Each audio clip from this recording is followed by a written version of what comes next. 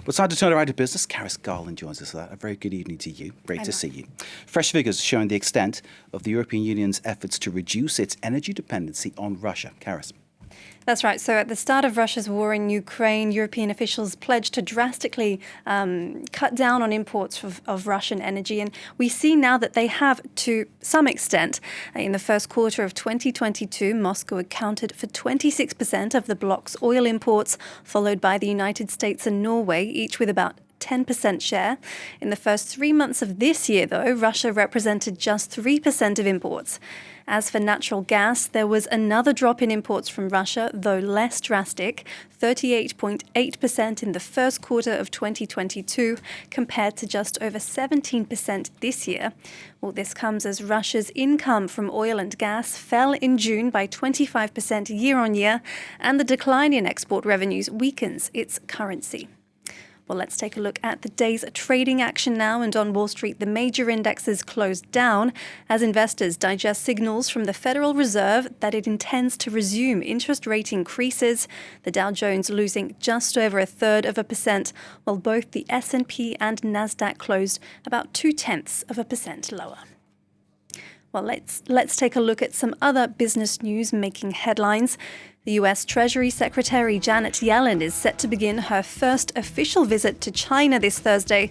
The visit is set to focus on recalibrating ties between the world's two biggest economies amid renewed tensions. House prices in the Eurozone have contracted for 2 straight quarters, dragged by higher mortgages. The cost of homes in the 20 countries sharing the euro fell by almost 1% in the first 3 months of this year, on top of a 1.7% drop in the previous quarter. US biotech giant Moderna has signed a deal with China to make mRNA drugs for the domestic market. Chinese media have reported the deal is worth $1 billion. And Jordan is contesting a deal with China for the financing of a troubled power plant, which has left the country heavily indebted to Beijing. The Atarat oil plant was opened just weeks ago, but it's no longer needed for its energy because other alternatives have been found. Under the original agreement, Jordan would have to pay China $8.4 billion over 30 years to buy the electricity generated by the plant, a severe blow to an economy already saddled with debt and inflation. James Mulholland has the story. Weeks after the official opening, Jordan's Atarat shale oil plant is generating more friction than electricity. 15 years ago, it symbolized the country's ambitions of energy independence. China stepped in with a $1.6 billion offer to fund the project, but since then, new, cheaper solutions have been found. Jordan no longer needs the power plant and wants out of the expensive deal.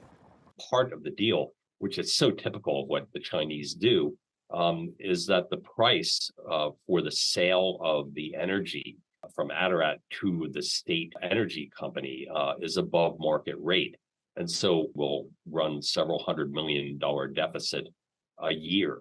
Under the terms of the original agreement, Amman was to pay Beijing $8.4 billion over 30 years to buy electricity from the Chinese group, which bought a majority stake in the Atarat Power Company. The Jordanian government stood to lose $280 million per year, according to Treasury estimates, and the Jordanian consumer would face a 17% rise in electricity prices. As Beijing seeks to expand its influence in developing countries, the Atarat power plant has come to characterize the Chinese investment model, which has left many Asian and African states with crippling debt.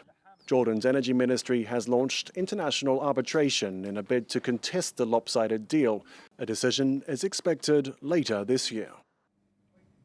And have you ever arrived for a flight well over your baggage allowance? Well, Japan Airlines may have a solution. The carrier has begun a 1-year trial where passengers will be able to rent clothes for their holiday in advance, which will be delivered to their accommodation. It's hoped the initiative will reduce CO2 emissions and promote sustainability. Each selection of outfits is filtered by season, occasion, and size. Prices start at $28 for 5 items. Now, I'm not sure if I'd be tempted to do that, just because I'd probably end up buying clothes while I'm there. It's or spend your entire holiday in a football kit. That's the alternative, isn't it, I suppose? Could happy. As long as it's the right team. Karis, thank you very much indeed. Great to see you. Karis Garland there with all the business.